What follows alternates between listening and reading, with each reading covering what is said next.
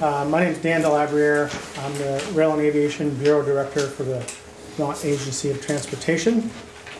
Tonight we're going to go over the statewide aviation system plan. But before we do that, I think I'd like to go around the room and have everybody introduce themselves. And my name is Dan, and we'll go around and let me know who you are. And So I'm Paul Libby. I'm the Senior Project Manager for VTrans. All the construction projects kind of come through the shop I'm the head of, so anything to do with that piece I'm involved with. I'm Costa Pappas. I work at VTrans's planning section. I'm Michelle Boomhauer, and I'm the Division Director for Policy Planning and Intermodal Development, which includes the rail and aviation sections along with public transit and policy planning, mapping and research. we start right here. Larry Lackey, Director of Engineering and Environmental Compliance at the airport in Burlington. Bob McEwing, who was at the Burlington Airport for quite a few years in planning and development. And just as an aside, when the first airport system plan was developed and approved back in 1972, I coordinated that. Nice. Great. That means I'm old, that's all. David McCallum, I'm with Habitat. Elizabeth Nance, what am I? The Economic Development Coordinator for the Town of Swanton and Franklin County Industrial Development Corporation. Sir? Rick Trombley, Chair of the DRB for Highgate. Woody Rails on the DRB board for Highgate. This is at LaRush, a resident on the backside of the airport. Ray LaRush. Roland Tebbets, the Manager of Airport Operations and Maintenance for VTrans. Jen Davis, Northern Airport Operations. Peter Sager, Maine resident.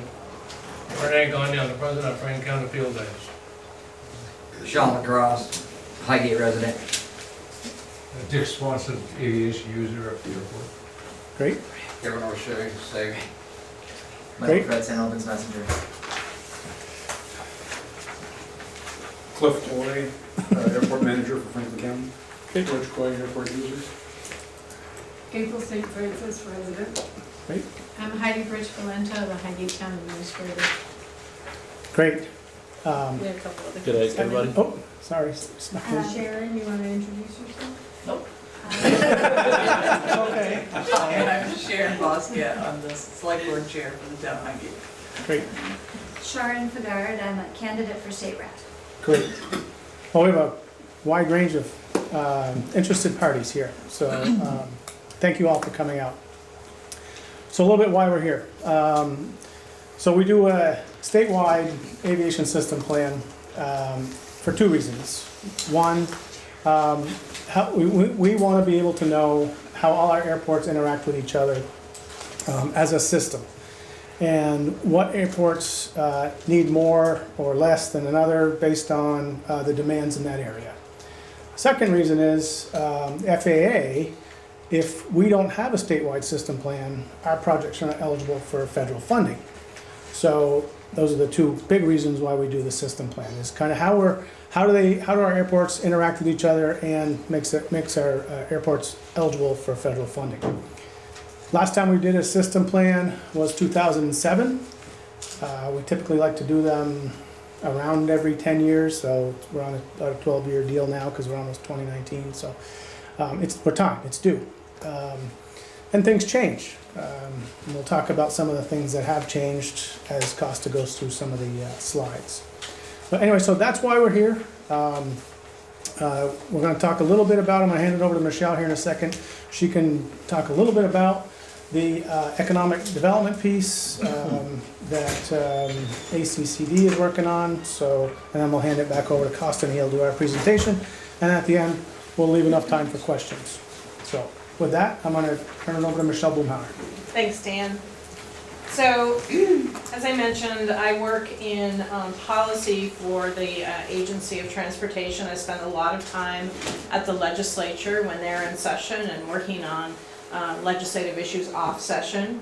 Last legislative session, Representative Michael Marcotte of Coventry was very instrumental in introducing legislation to try and bring more economic development attention to the aviation program in the state, and looking more closely at how state airports could be marketed and how we could hopefully attract more businesses to locate at state airports. And along with that element, there was also an interest in how electrification of automobiles and eventually aircraft, which is probably an emergent sector that we may hear more about as time goes on, how we might look at having charging stations at airports, as well as appropriate energy development activities. I know in the Rutland Airport, our team installed a pretty significant solar array on the airport property, which helps defray about just over $80,000 in electric costs for the airport on an annual basis. So looking at all of those factors, this legislation required that the Agency of Commerce and Community Development, along with VTrans, work to obtain more information about economic conditions related to aviation, which Costa will talk about as part of our state plan update, and to take that information and integrate it into the state's economic development plan, which is called the Comprehensive Economic Development Strategy, as well as into the Think Vermont marketing campaign. The Agency of Commerce contracts with the Vermont Chamber of Commerce, and they have an expert, Chris Kerrigan, who works in aviation and aeronautic related business attraction. And so Chris is a part of this effort as well. So we'll definitely be looking forward to hearing about your ideas and how we might encourage economic growth for the aviation system statewide, and in particular here in Franklin County. I'm going to be taking the meeting notes tonight, and we're going to be capturing all of your feedback and comments. They won't be attributed individually, but just generalized comments. All of these notes are going to be for all of the meetings around the state. We're going to 9 locations in the state here in October. They're going to be posted on the website that you'll learn about later in the presentation, that is designed to capture information and to provide information. Make sure you've signed in, and if you want to be on the distribution list as updates are placed onto the website, etc., just be sure to leave us your email address. If you don't have email and would like to be notified, just let Costa know at the end of the meeting and he can assist with that. So with that, I'll turn it over to Costa. All right, thank you, Michelle, and welcome everyone. So I'm going to go over at a broader level, what we're going to talk about this evening in terms of, what we're doing, why we're doing it, and how we're proposing to do it. The important thing to remember is we're really early on in the public consultation phase. This is our first round of public meetings, so we wanted to make sure that we came out and listened to folks before we started putting plans together. We didn't want to get to the end stage and come out and say, we put a plan together. So your input is critical, and along with the sign-in sheet, there's comment forms. If you know of folks that couldn't be here tonight that have opinions on this topic, we'd love to hear from them. Please make sure you take one of those forms or many forms on your way out. So Dan covered the first part. By the way, I'm going to try to stay out of everybody's way. Everybody can clearly see the presentation in the back. We're okay? All right, good. So we have 16 airports in Vermont that are defined as public use airports. So these are airports that are open to the public. Some of them are owned municipally by the state or by private entities, but they're open. These 16 airports are part of a network of close to 100. There's about 100 total airports in Vermont. This plan focuses in on the 16 that are open to the public. And we have 9 airports that are state-owned. They're in purple up on the map. There's one that's municipal, that's Burlington International Airport. And then there are 5 private airports that are in a yellow color up there too. Next. Okay, in terms of why we need to do this plan, Dan talked about this a little earlier from the, from the Federal Aviation Administration requirement. So in order for us to expend funds on airports, projects need to be identified in this plan. If they're not identified in the plan, it's highly unlikely that they're going to get funded.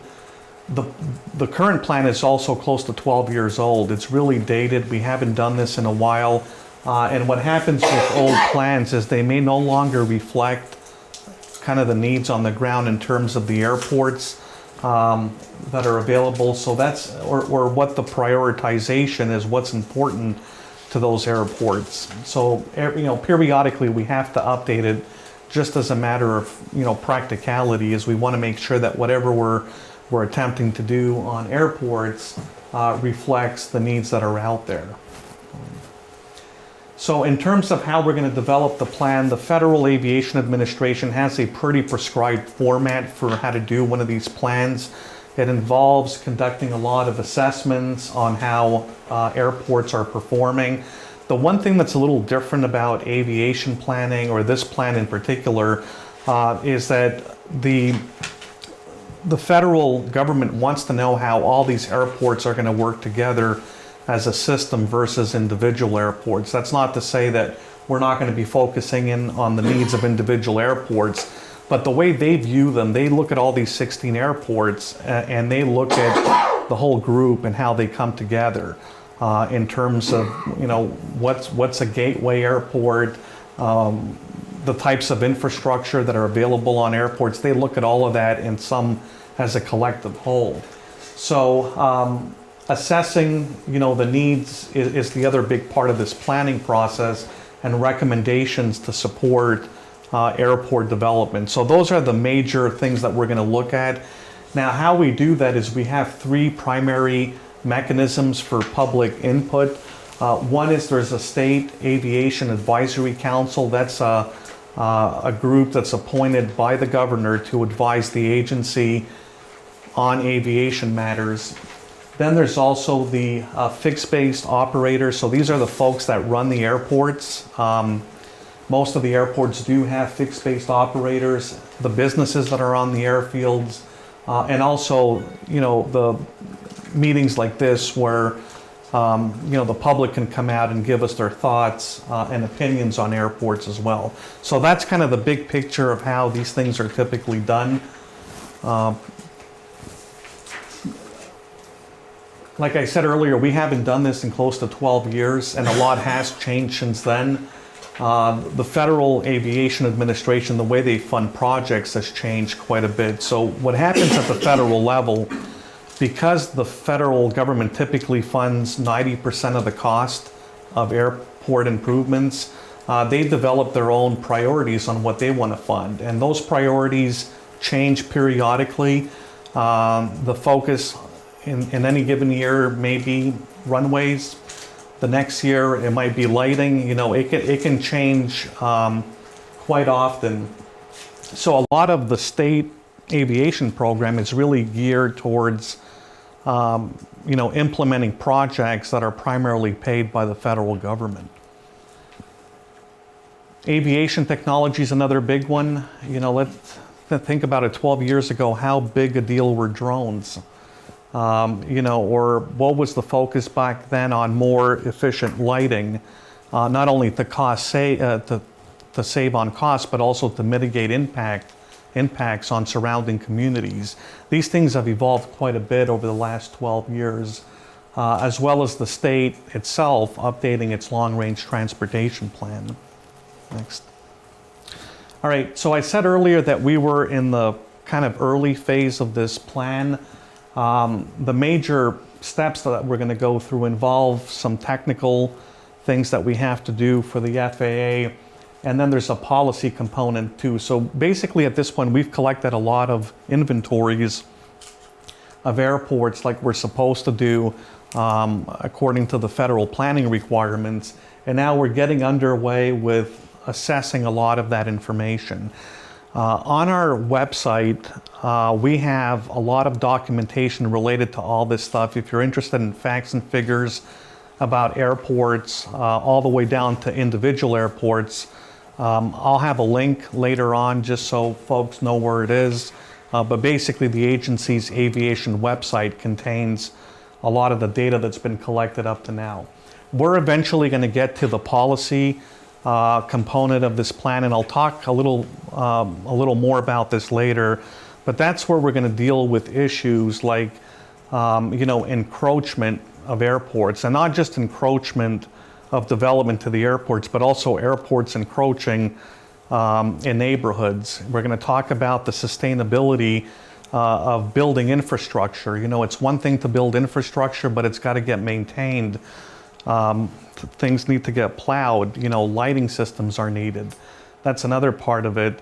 And again, I'll get into more detail, but that's the general idea here, is that we're not simply putting a document together that has data and then we all go home. There's going to be a very substantial policy component to this plan. Okay, so along with the airport system plan, Michelle talked earlier about an initiative that came out of Coventry, which is an actual piece of state legislation which mandates that the Agency of Commerce and Community Development, along with the Agency of Transportation, examine a list of issues related to marketing of state airports, specifically looking at next generation aeronautics technology.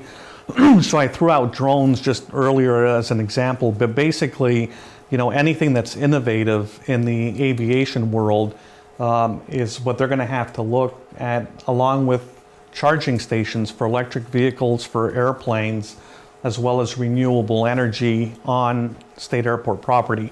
So I don't want to, you'll be hearing a lot about all of these topics, and I just want to make sure everyone understands is that these are two initiatives that are going on concurrently that are related to one another. A lot of the work that's going to be completed by the Agency of Commerce is going to feed directly into the airport system plan and vice versa.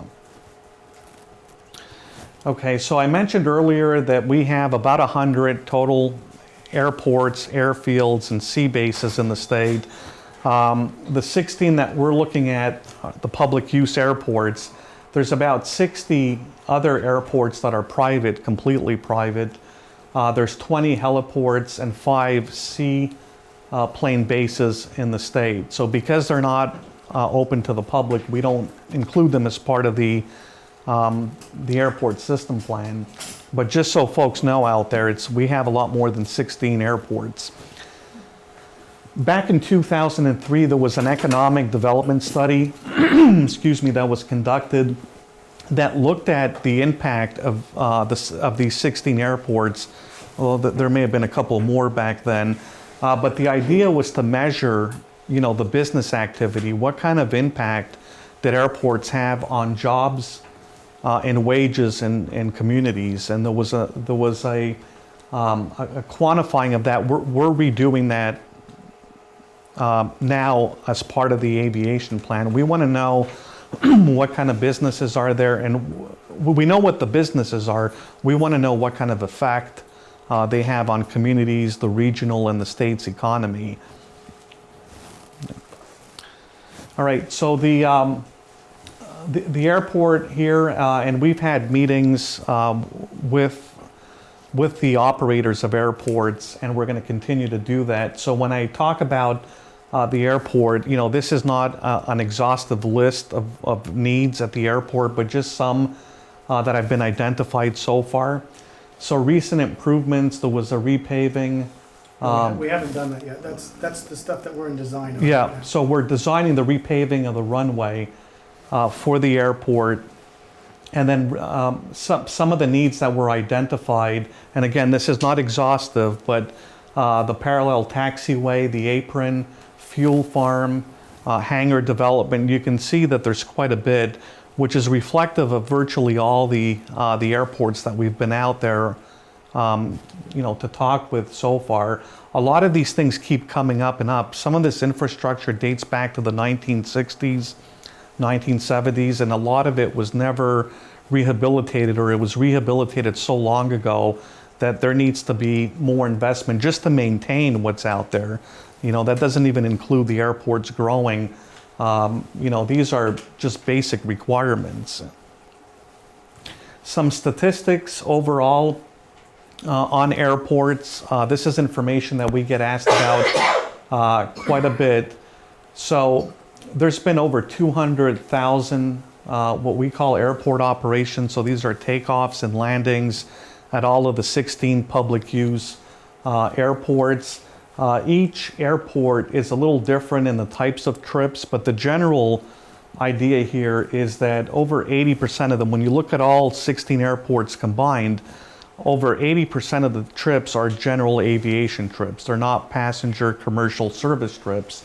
There's a lot of military trips at some of the airports, but that's kind of the important point here, is that, you know, with the exception of Burlington and to a lesser degree the Rutland airports, virtually all of the trips are general aviation. The runways tend to be different at all of the airports too. Again, these airports all developed during different eras and at different phases. And, you know, clearly Burlington International has the longest runway. For the other airports, you know, again, they really range from as low as 2,500 feet to 5,000 feet in length. Yep. Okay, based aircraft. So this is another one where there's a clear pattern that emerges over here. The vast majority of aircraft that are based here are single-engine airplanes, which is not a surprise because we have, you know, general aviation airports. This is an interesting chart because it comes from the FAA, and whenever there's pilots in the audience, you know, they point to this and they're like, wait a minute, you know, I think there's more, you know, based aircraft at this airport or that airport. The reality is this is the official Federal Aviation reporting data that comes out. In the past, what's happened is planes were actually double counted. You know, they were based in different locations.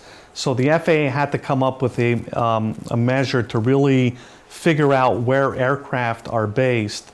And these are the numbers that have been generated. You can't have an aircraft based in multiple airports. It's got to be one for the reporting purposes. Okay, so another way of thinking about airports, and this is something we're required to do because, again, at the federal level, they look at airports. The Federal Aviation Administration is interested in all of these airports and how they work as a collective. So although there's a lot of interest on our end about these airports at an individual level, you know, keep that in mind that we come up with categories of airports to really meet a federal requirement here. So our consultant, we have a consultant for this project, has looked at all these airports and said, you know, when we look at them in terms of what services they offer, you know, what kind of airplane activity, how they're configured, all of these really technical subjects, they say you really have 4 types of airports. And these are loosely defined, but the idea here is that a Category 1 airport provides very basic level of service. You know, so think of an airport that's open to the public, very bare minimum services available. Category 2 offers a higher level of facilities and services. So you may have, you know, weather information or infrastructure to support more aircraft. Once you get into the Category 3 level, there you're dealing with, you know, a broader range of aircraft. These are really gateway areas if you look at the airports spatially, and some of them can serve, you know, jet activity, but they offer a broader range of facilities and services for airports. The 4th category, which are limited to commercial service airports in Burlington and Rutland, these are airports that accommodate, you know, large number of passengers.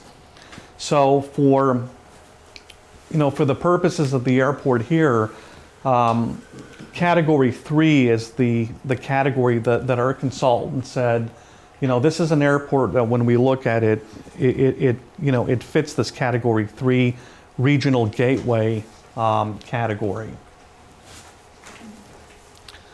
Okay, so I'm not going to spend a lot of time on this, but there's an important point to take away is these categories, have to be linked to facilities and service standards. And again, this is our consultant's recommendation, is that the Category 1 airports should have runways, that are at least 2,500 feet and preferably up to 4,000 feet. And go to the next one.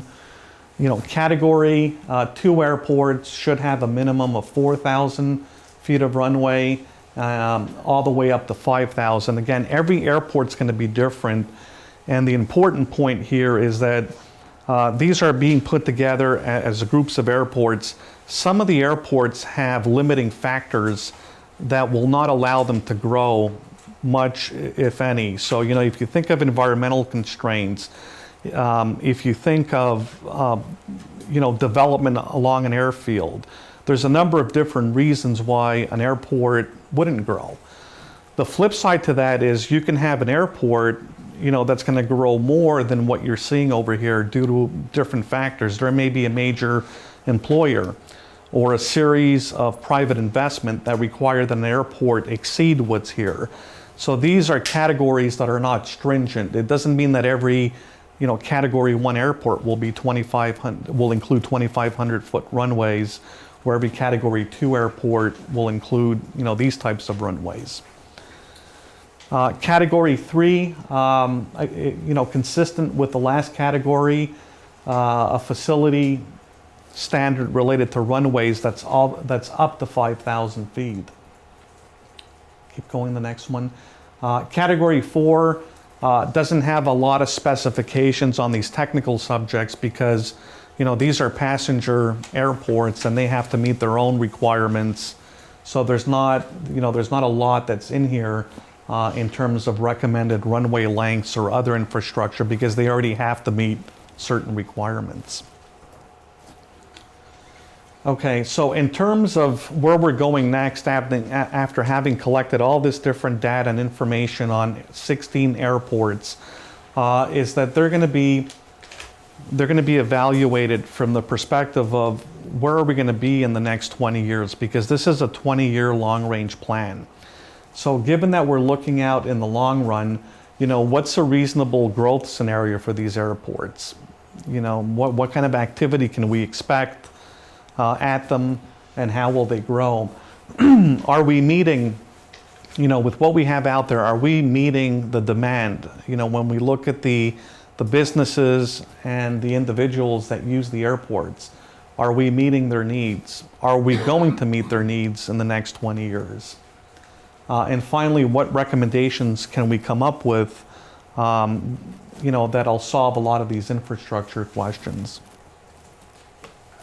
Okay, policy issues. I talked about this a little earlier. This is a really important part of the plan as well, which has to do with issues surrounding airports, both from the airport's perspective, from the state that manages a lot of the airports, or the city, in the case of Burlington International, and also from, residents that live around the airports as well.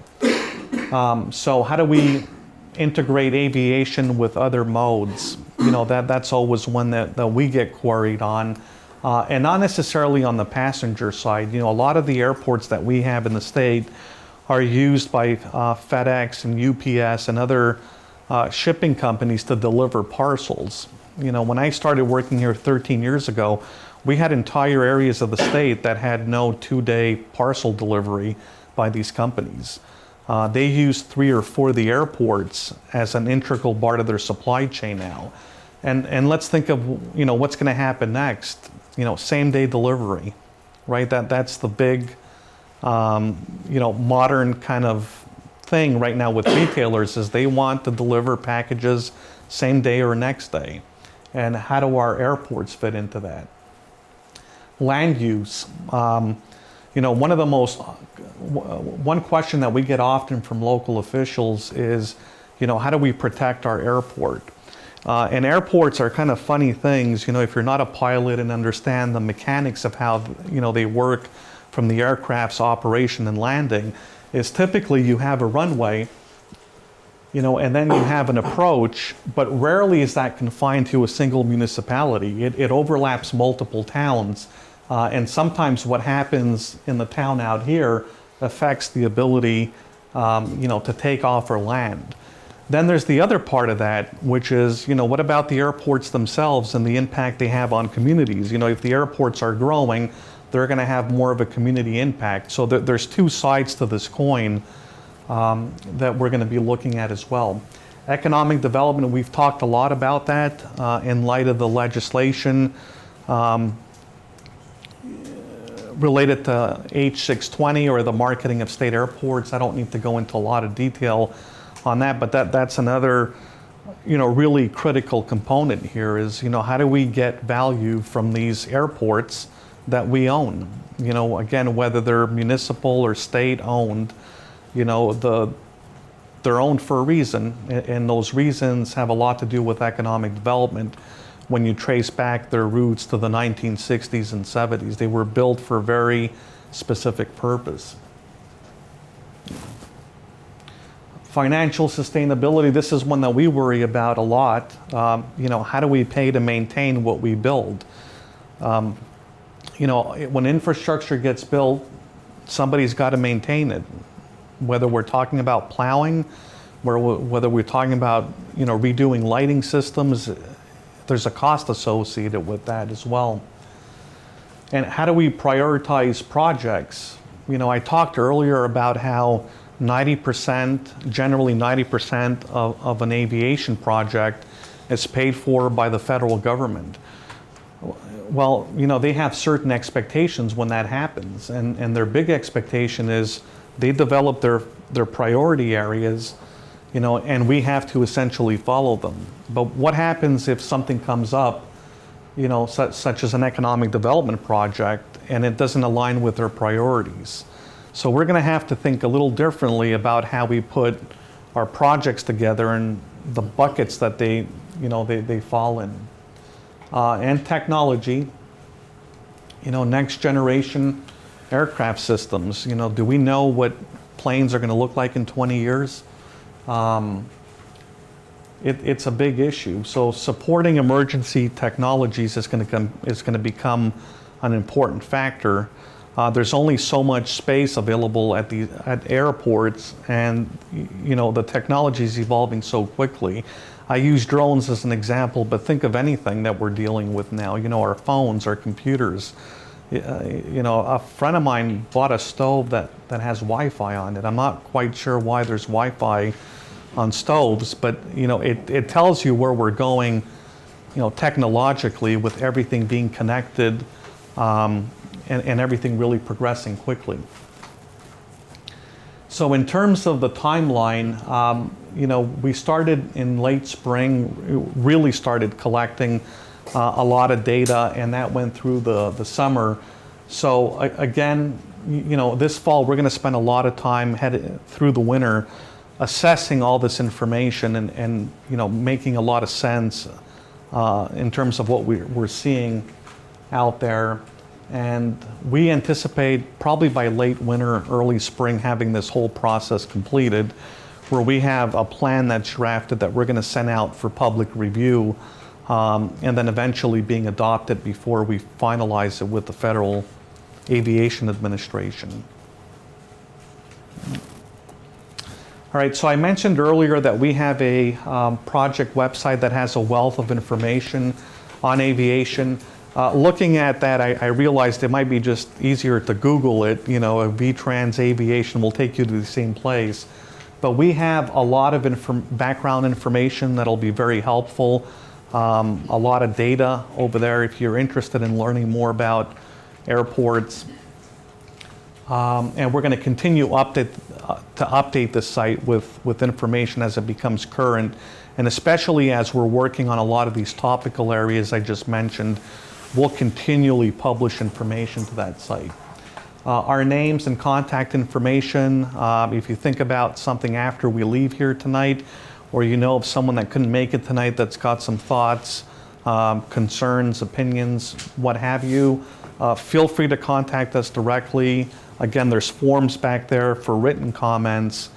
And with that, I think we'll open it up to questions. Yes? Is this presentation available on your website? It will be when we're done. So we're going to put all of these presentations on our website. Yeah, so give us a few days, but we'll get them on there. So one of the questions that's come up several times in the meetings we've had previous is, when we identified, the consultant has sort of identified, which category these airports fall into.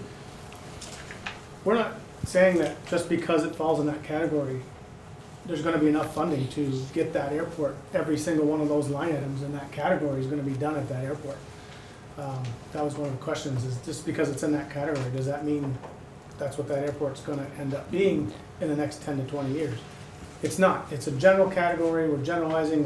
We're sort of putting we're putting them into groups, and this airport in this location, Franklin, falls into category 3. But that doesn't mean that everything in category 3 is going to happen at Franklin County Airport. Yeah, that's a good I guess I point. answered that one before it was asked. But In the back, yep. Could you speak to who the consultant is and their background? Yeah, so Rick Lucas is our chief consultant. He's with McFarland Johnson, and they're aviation planning and design firm. So I don't know if you're familiar with them or not, but they're the ones that are helping put this together for us. Are they a local group or? They were based in the New Hampshire, Boston area until they moved some of them to Florida, but they're not. I don't know of a presence in Vermont. not in Vermont. Sir? Is there a need for an expansion here of 1,001 foot, runway extension? Is there a need? Is there a need for the expansion? So our consultant says there is, and they're recommending that there is. That's exactly what we're evaluating right now. Who's recommending that? Our consultant, McFarland Johnson. And how do they know? I mean, where do They're aviation. They have experts. They do these system plans all across the country. So this is not just a one-time deal. They know aviation very, very well. Yeah, I see on the chart earlier, there were 68 planes that were registered in Franklin County. Of those 68 planes, how many of those are in favor of this airport expansion? And have they been polled? We haven't pulled them. You don't know? No. Do they need this extra 1,000 feet? So they use it every day, or at least once a week, a lot of them. You know what I'm saying? Yeah, so when again, keep in mind that the focus is really long range. If we were putting a plan for now, it would look very different. It could look very different than what's being proposed here. The aviation planners that look at this stuff, they look at all the airports around. Like Dan said, they work everywhere, and they see the evolution of. Don't get me wrong, I'm all for expansion, but is there a need? And will it be used? I mean, you're gonna spend millions of dollars here, tax dollars actually. And are we gonna use it? Are the planes that are there now, do they really need this 1,000 feet? Can you answer that? So the additional 1,000 feet. If you do the additional 1,001 feet, you sort of get into the next category of an airplane, right? So those are the folks that are asking, can we come to that Do airport? I have a contract with them? We don't have contracts with any of the pilots to come in here. But there is a demand. There's people that are asking, Who's demanding? the pilots, the people with these planes. No name. Uh, I mean, Bigger Yeah, so the next size plane, jets. well, they're, we're taking a lot of stuff out of the air. you know aircraft better than I do, but what's the next size for 1,001 feet? Could be there could be a small jet nest, the new Phenom. might be Okay. allowed. That's what you're looking at, small. Yeah, small turboprops. So what about your airspace you're talking about in your approach? Is that size gonna change? If you bring in bigger planes, Uh, they need more space than these single engine. So the approach path that comes in would just be moved out 1,001 feet, and they're gonna come in on the same approach path. What about their circle? The, Flight pattern. the flight That, pattern, that doesn't change. The flight pattern won't change for the I size wish of it the would. aircraft. Because right now it's over our house all the time. And we've talked to them about that before. And if they could change their pattern so they either cut it shorter or go out farther. But some of them are not very good neighbors. They're loud, they seem to accelerate when they're over the house and then they slow down after. I know it's just a little game with me. But if you could change the pattern, it would be a lot better for us. Part of it is the way our house is situated in the trees. So you get the roar from the plane circling. And I've been retired for a couple of years, so it's a little more annoying now than it was when I was working 6 days a week. Yeah. All right, thank you for We're your gonna question. When the jets coming in, it's a big concern for, you know. and we're gonna take all these comments back, so this is great. No, I don't wanna take their flying away, I don't wanna take their fun away, just be good neighbors. Yeah, no, it's very important that we hear comments like that because we're going to review them with the Aviation Council. So we want to make sure that, you know, the concerns that are identified are being reviewed and evaluated properly. One of the biggest offenders this weekend was the airplane, the National Guards were flying, and the house was vibrating, that's how low they were this weekend. And I don't think that they're supposed to be that loud. All right, thank you. I have a couple questions. One is if there is an expansion into the next category of our airport, what is that going to do for the requirement for like fire control response from our fire department? And will there be funding to make sure that we have the training and the equipment to respond to, you know, jets coming in? You mean from the emergency response? Yes, yeah, If from- someone, yeah. if something were to If happen? something were to happen, because I know there was a helicopter crash Yeah. not all that long ago, and, you know, basically, the fire department here is used to dealing with wood, Yeah, and it's a completely different ballgame, both with materials and training. So would there be funding if this upgrade happens that would support our 911 responders so that they have what they need to effectively respond if there's an emergency at the airport? yeah, So VTrans works with Vermont Emergency Management regularly, not just at airports, but we also own railroads, we also obviously own a bunch of highways. So we deal with Vermont Emergency Management regionally. We talk about what regional issues, you know, need expanding. I'll give you an example. There was, on the railroad side, there was concern about, there was one particular railroad that happened to, for 1 year, happened to handle some ethanol. Well, the railroad and VEM got together and we talked about additional foam needed for that. Got it all situated in that area of the state. And then if we don't do that much ethanol anymore, but we responded to that one particular issue. So as issues change, we deal with VEM, and we will deal with this in additional training through them, local fire departments, and all that stuff. So yeah, it's definitely something we deal with on a daily basis. And the other question I had was, if we have an increase in the air traffic and the type of plane, you know, goes up into, you know, small jets, what would that do for, you know, traffic control infrastructure and who pays for that? Yeah, so it would not be a towered airport, so there wouldn't be any air traffic control based here. Okay. So yeah, there's no need for that. We're not talking about, it's not gonna be a Logan airport No. here. This is still gonna be a very small airport in the category of airports.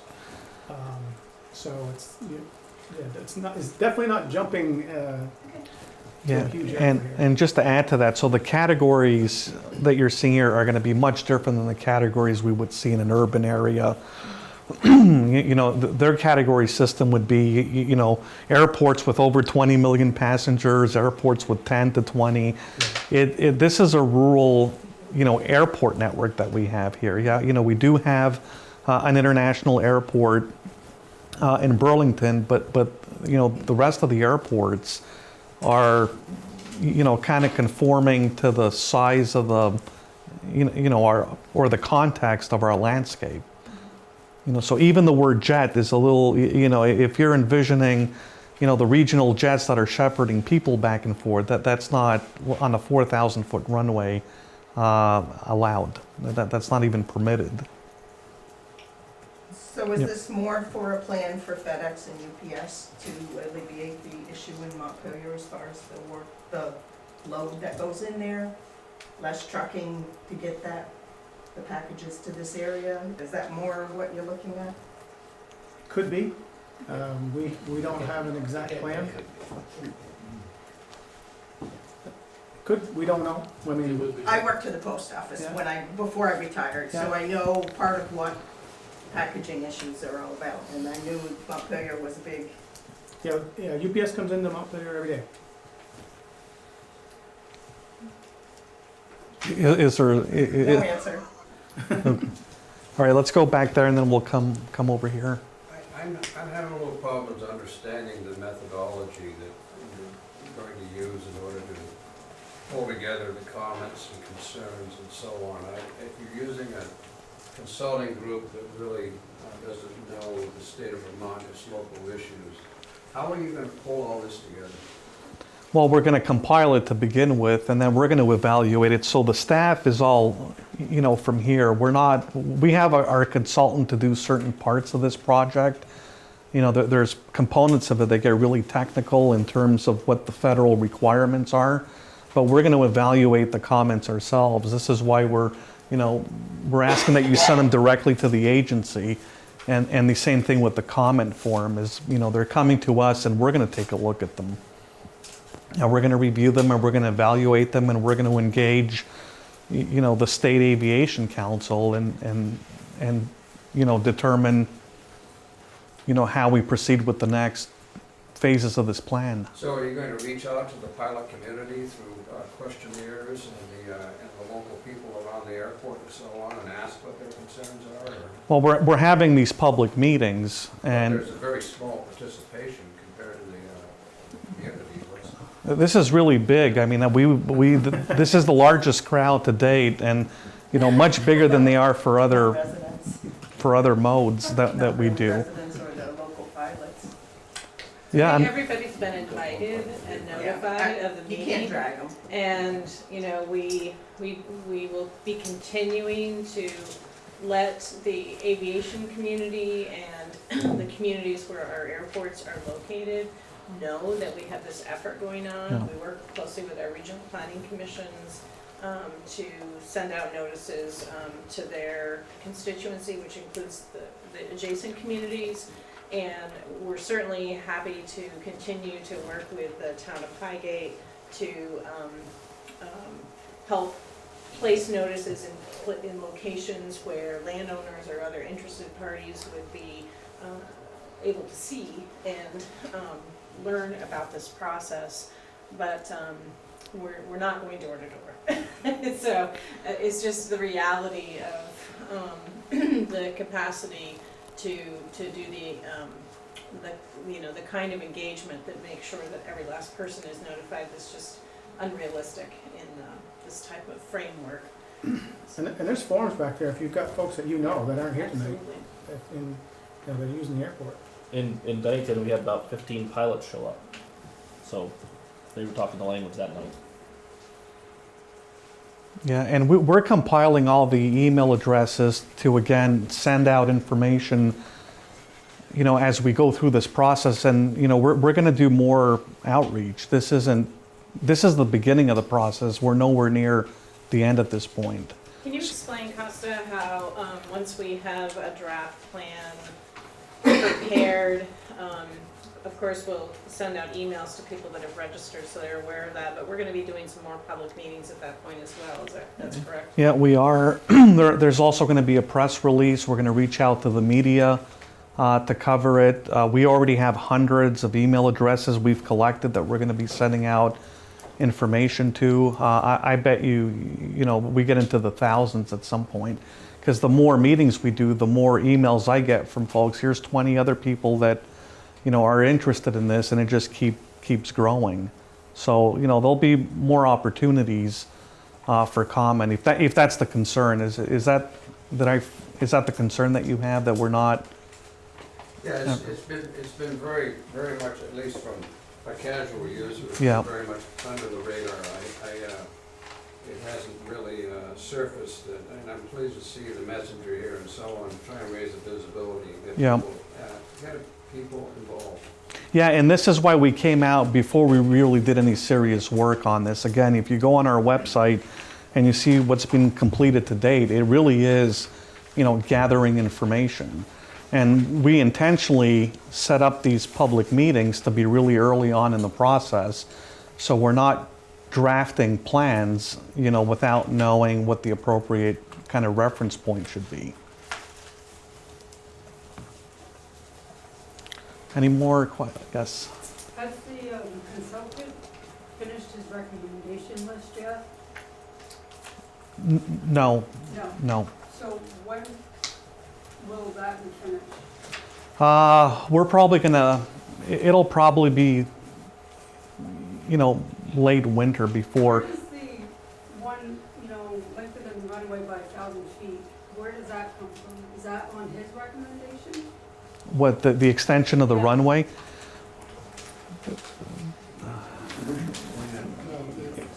That 1,000 feet has been in the plans for this So it was in airport the for 2007 more than 30 years. Oh. That 1,000-foot extension has been in there for more than 30 years. And the magic number of 4,000 is driven by insurance companies. So there's certain categories of airplanes that their insurer will not let them land on an airport of less than 4,000 feet. So it has to be like 4,001. So there's several categories of airplanes that are already using this airport that technically their insurance companies would not pay for a claim if they had an accident here, because it's not a 4,000-foot runway. So that magic number is driven by insurance requirements for aircraft. I'm sorry I interrupted. When will he have his final recommendations? So the recommendations, we're going to receive recommendations from the consultant, Good. and we're going to evaluate them. Whatever the consultant's recommendations are doesn't mean they're final. They're going to recommend to us, and we're going to evaluate them. And then you send it to the feds, Well, and then they get to make their priority list. Is that the right chain? well, but you're missing a step.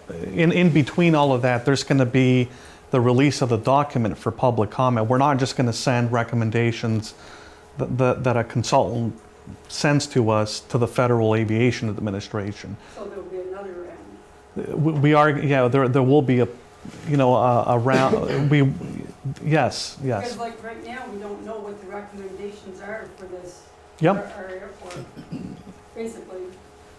Yeah, that's right, and it's set up this way on purpose. We want to hear what you're thinking before we start drafting recommendations.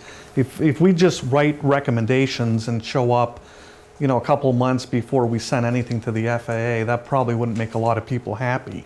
So, give us your thoughts now, and we want to be able to incorporate, to the extent that we can, these lines of thinking before the recommendations come out. This is pretty much as early in the process as we can be in terms of any decision. There haven't been any decisions made, period. So again, I keep directing everyone to the website, because, what the consultant's recommending is what we want input on. But he hasn't made that recommendation yet. so we can't Just in see. general buckets, right? We've just Yeah, sort of made just the general categories. categories. That's all he is essentially just taken what we have, Yeah. our assets, and said, this is what we got, this is about where we think it should end up. This is not a final draft in any way. Yeah. It's a, we had to pick No, but just a starting point. it's hard to make comments on what you don't know what's proposed. you Right. know? So our starting point right now is, we think the Franklin County Airport will likely fall into a category 3. That's our starting point. So from here, it's gonna be based on input, everything we gather, things like that. And again, it doesn't mean that just because it's in that category that it's gonna get built out to a 5,000-foot runway. The FAA would likely not think that that is needed here and would never fund that, if you ask them today. I do have one other question. Speaks to what the lady over there was talking about, the helicopters. Used to be for a long time, Thursday nights would be helicopters. You know, they come out, do their thing, couple hours, they were done. Now it seems like there's a lot of helicopter traffic. Is this coming out of the airport? I mean, you had some graphs where you showed military, Yeah, military. and there was a category of other. So I'm not sure, like, there's border patrol station, do they have a helicopter pad? Yes, they do. Are they coming, all of these flights are coming out of there and not the airport? The airport doesn't have any base helicopters. They don't live, I've seen helicopters on the runway there. Right, but they don't live there. They're flying in from someplace else and So landing there. would that be like, they do maneuvers out of there for the National Guard? Yeah, the ones that are here at night particularly are National Guard training forces. That was like the Thursday nights for years and years, it was always Thursday nights. And now it just seems that they're longer, more often. Longer on Thursdays or just more, they're out there more days? More days and for longer periods of time. Maybe like in the daytime now, it used to be like just after dark on Thursdays, couple hours. They are really low. You know, they make things Vibrate? vibrate. Yeah. They do, and they're not moving fast, they're just, you know, puttering. So, but it doesn't seem to be coming from the airport. Well, I mean, it's a public use airport, so they're allowed to use it. That doesn't mean that they live there, right? So any helicopter can come in there and use the airport. It's a public use airport. But that's a complaint we can take back to the Air National Guard down there. So do we have any data on what the airport is seeing for helicopter activity? Yeah, and Jen, do you want to, is this the, Yeah, sure. I think a lot of the most recent helicopter activity is probably attributed to the increase in training for their deployment. So they're sending all of the medevac helicopters overseas, so they beef up their training in order to, prep for deployment.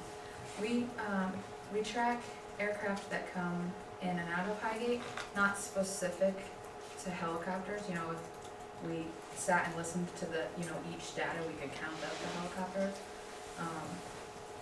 But yeah, as Cliff's saying, none of them are based there. They're all coming, probably most of them are coming from the ground base, and then you'll get a few border patrol helicopters and then some private stuff, I'm sure. okay, thank you.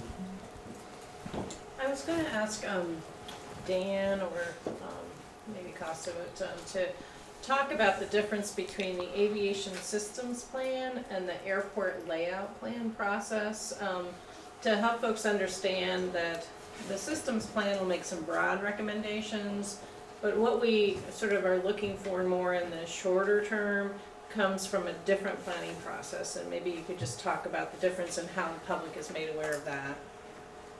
Yep, should I take it? Okay, so there's really two types of plans when it comes to airports. There's the statewide airport system plan, what we're working on now, that is at a broader level. We're dealing with categories of airports and, buckets of options. The airport layout plan, or also referred to as the airport master plan, is where you get into the details of exactly what's going to go where. That's when you're really getting into, the length of the runways, the lighting systems, the aprons in detail. The reason why that's important is I said earlier that, we may have airports that will never get anywhere near these 4,000 or 4,500, 5,000 feet, runways for a number of reasons. They may be environmentally constrained. There may be wetlands or floodplains or something that prevents them from growing. The cost could be, prohibitive. What other So properties? Critical aircraft is a big one when you start talking about your master plan. Yeah. And the FAA essentially has a formula that calculates, what's your critical aircraft for that runway. So they have to approve our master plan as well. So it's, again, two separate plans. One is sort of statewide system, one is really specific to the airport here. Yeah, and there's a public process during that as well. So it's you're not going to see a map with a 4,000 or 5,000 foot runway come out of nowhere. These are, the nuts and bolts of what's being proposed, and there's a public input process that's part of that as well. What is the status of that plan? What's the status of the master plan for the airport here? Do you know, Dan? Doing an update. We're doing a current update on that right now, along with the environmental assessment that goes along with. Anytime you want to propose something at the airport, you need to demonstrate its environmental impacts or not to the FAA, which also have public comment on them. And we're in the middle of doing those updates right now. So you may see a document available for review that it includes the master plan for this airport in the next year, probably. When was the last master plan done? Larry, do you know? 2012 maybe? I think you have it as a clip for George, I don't. Yeah, it was a while Quite a ago. while ago. Yeah. Quite a while ago.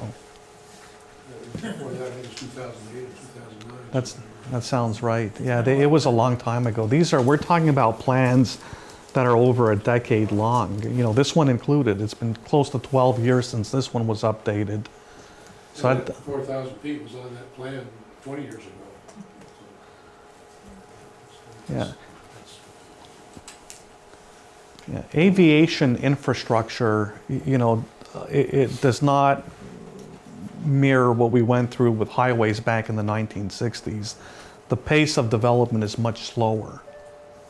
So if that was in the plan 10 years ago and it still hasn't been, extended to 4,000 feet, back to Dan's point is that, this infrastructure in some cases due to funding and other reasons just takes a long time to build. And need. Yeah. Any more questions? Anything on our end? No, I would say, keep track of it on our website as it changes, and give us a call if you have comments, or send in your stuff in an email. I urge you to take extra forms, hand them out to folks if you know that want to make comments that we're not able to make it tonight. We honestly want to hear from you. We're not joking, we really do. That's why we're here. We wouldn't be here if we didn't want to know. So you guys are going to help shape this plan. And Thank you very much for coming out. feel free to contact us too. All right, thank you. Thanks, everybody. Thank you. Thank you.